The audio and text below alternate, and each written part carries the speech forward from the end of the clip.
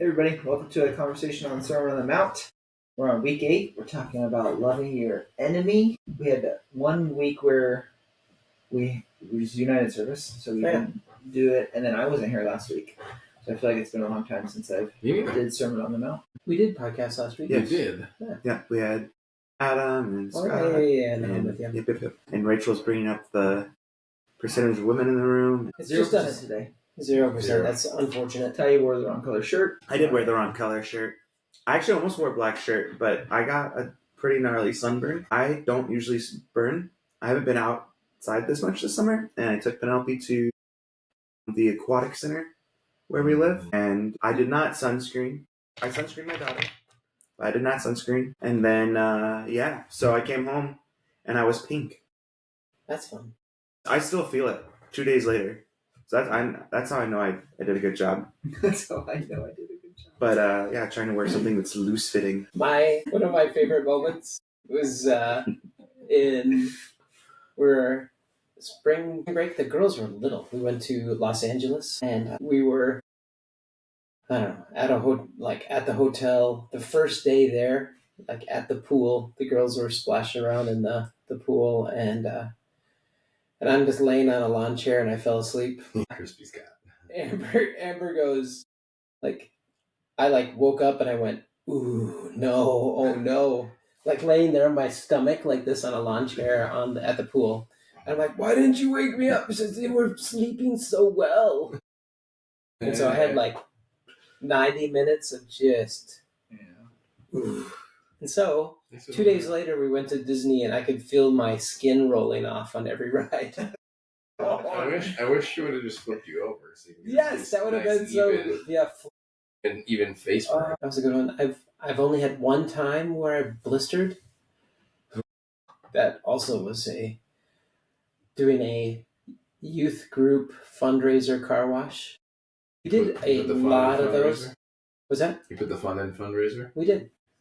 It was so easy. Any day we could do a car wash at the Toys R Us in Lubbock, Texas. They were fine with us setting up there. And it's just $1,000 every time. And so that was great. Yeah, it didn't work out for them. They're back in business. They exist. Yeah. They exist. Where?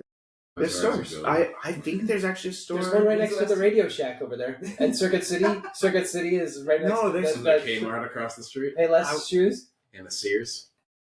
I want to say there's one at the Mall of America. No, there's Circuit City. One. No, not Circuit City. Though I love Circuit City. I promise you, they exist. No, they have brick and mortar. There's one in the Mall of America. There's one in the Mall of America right now. It's considered their flagship. Got them. I love how we can get Ty wrong. About something as dumb as Toys R Us. But that, I'm gonna look it up right now. So we did that car wash on a Saturday, and then the next Monday we went to camp, and I had this hand-sized blister on the top of my back. Yeah. And I got to camp, and within minutes it was like a God just making fun of me moment. A kid that I hadn't seen in quite a while just ran up behind me and jumped on my back to and he got off and was wet, very salty. And that is terrible. Ooh, I do not like that. That was the feeling when you just smash fingers. The human water balloon came from. That hurt. That really, that was pain, refined pain. The last time I burned this bad was also in California. And I was actually on my honeymoon there's a reason why we banned spray sunscreen in our household. We only use lotion now because I used the spray sunscreen and my wife turned out fine.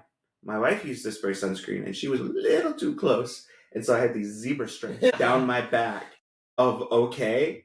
And then everything else was not okay.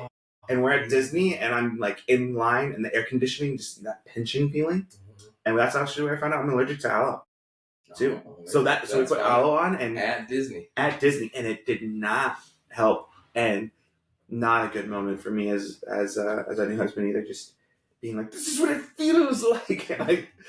Aloe is just it's fake. There's some in here. It's gotta be. Fake? I don't think it. I think it just is something. Is that an aloe plant right there? It helps. It does help. Yeah. I don't know if it helps like healing, but it helps relief. I'm allergic to it. There was an aloe plant I can't wait to hide aloe. There was an aloe plant at the beat. I've had aloe everywhere. Pre you. I don't know if I'm like allergic in the way of like I would swell up. Like, I'm not like that level, but it causes like right now the sunburn's doesn't feel good. But like if I put aloe on, it will feel like I'm being stabbed. I like that. There is a thing, I think it's called like devil's itch or something, where it's like Nope. it's like sunburn so bad that you can't sleep, and it's like people are allergic to The the sunburn itself. I've had it once in my life, and literally was like rolling around, like nothing relieves it at all. It's the worst. You know thing what ever happened. does feel really good too is one time I skied a day that I forgot my goggles at the place we were staying, and so this is on the mountain in New Mexico, and it just was a blue sky day. I'm like, my goggles at the mountain are $200 or whatever. I'm gonna have to figure this out. And then at about 2:00 in the afternoon, I'm like, does anybody else have sand in their eyes? It's just so pain. His eyes look like he's been hotboxing the whole day. Yeah, I think I have pink eye. It's just bloodshot. Oh man, it's sunburn your Eyeballs. Yeah, it's painful. I think the word slough, everyone knows what you're talking about. If you say oh yeah, my skin was sloughing, I immediately go to sunburn, but I also hate the word slough. I've never heard that word. As you should. You talked about sloughing off a little bit ago when he's in Disney. His skin was just yeah. This is great. Speaking, dude, we just did 8.5 minutes on sunburns. All right, very compelling. Speaking of anybody that made it through there, yeah, that's too bad. Don't worry, that stuff is kind of it. So, on this, I was talking to Rachel yesterday on this loving your enemy thing. This in Matthew, this is 17 weeks going through Matthew chapter 5. Cool. It's just one chapter, and it's so great to go to that degree of depth in walking through text. But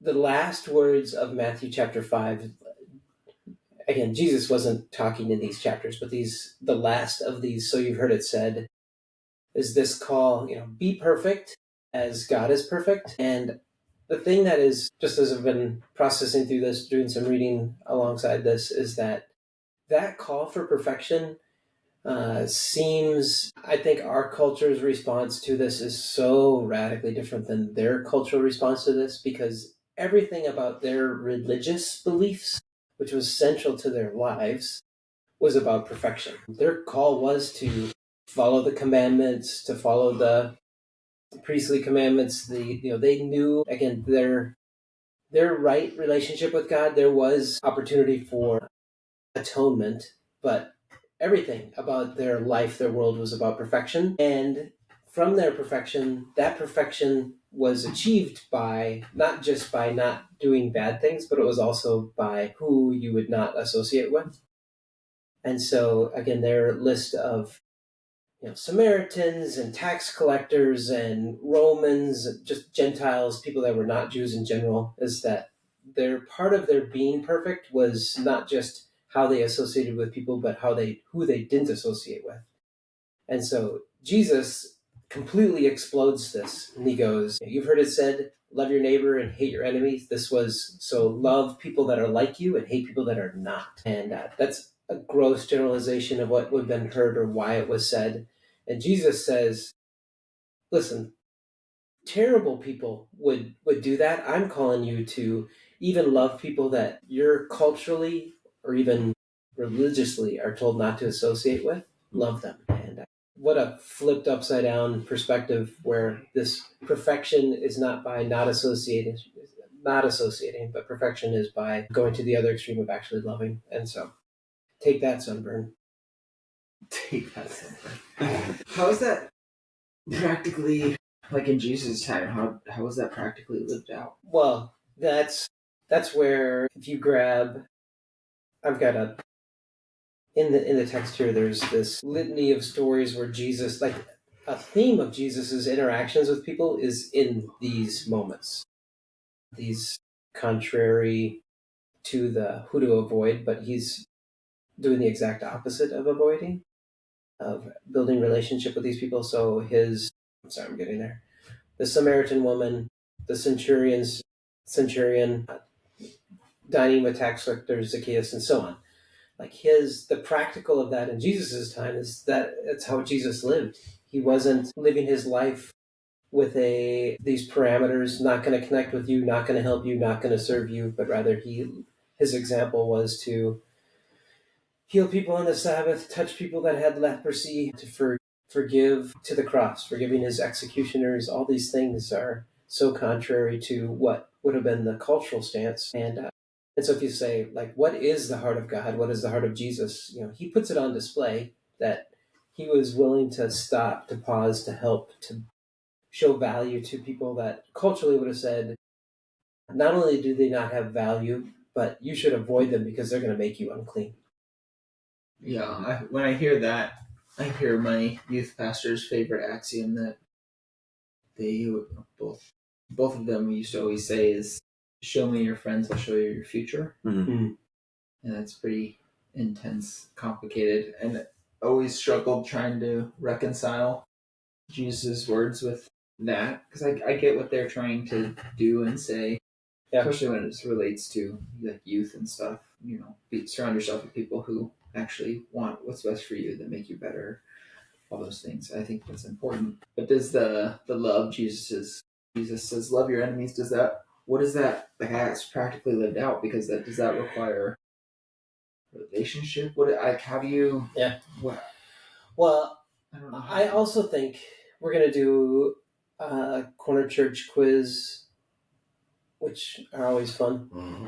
But the theme song. The quiz is to build understanding of like situations that make you feel comfortable or uncomfortable in relating with people. And I think enemy is I think that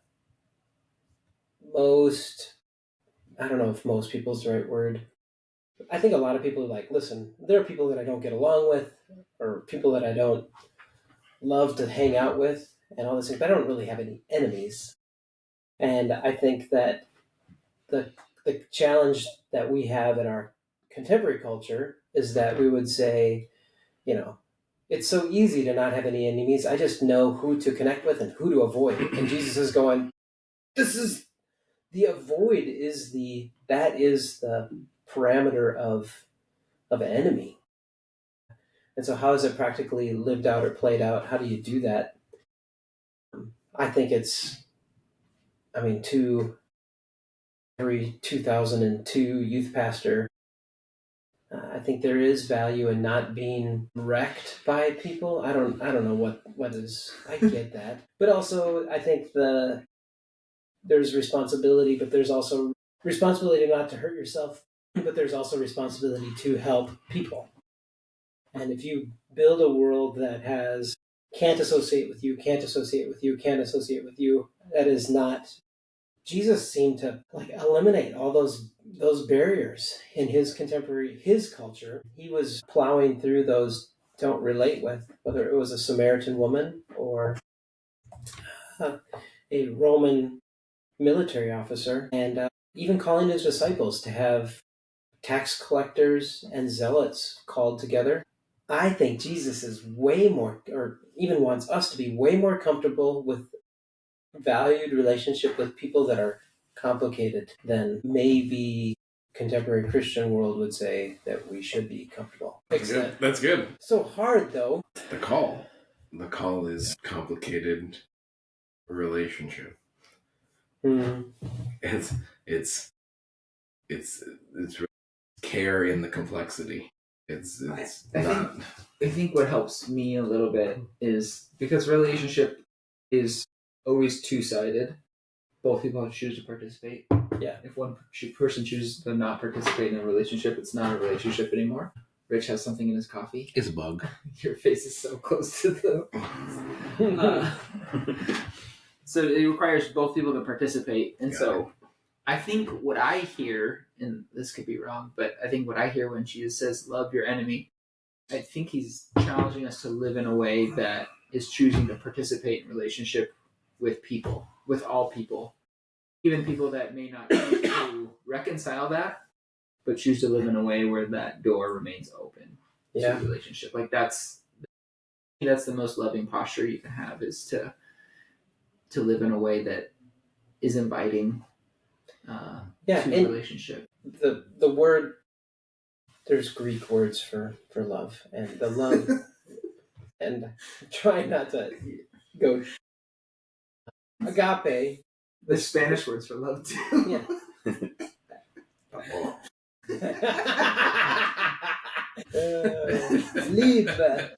Unconditional.